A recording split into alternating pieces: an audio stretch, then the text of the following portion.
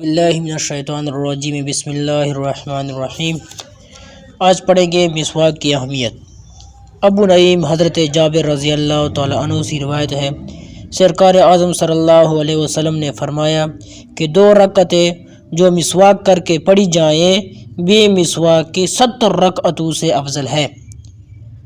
اسی طرح حضرت علی رضی اللہ تعالی عنہ سے مروی ہے کہ سرکار اعظم صلی اللہ علیہ وآلہ وسلم نے فرمایا، بندہ جب مسواک کر لیتا ہے پھر نماز کو کھڑا ہوتا ہے تو فرشتہ اس کے پیچھے کھڑا ہو کر قرأت سنتا ہے، پھر اس کے قریب ہوتا ہے یہاں تک کہ اپنا منہ اس کے منہ پر رکھ دیتا ہے۔ سبحان اللہ۔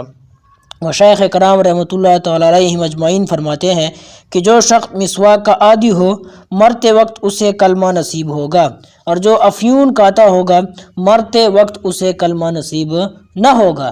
حضرت امام اعظم ابو حنیفہ رحمۃ اللہ تعالی علیہ کے نزدیک مسواک وضو کی سنتوں میں سے ہے، نماز کی سنت نہیں۔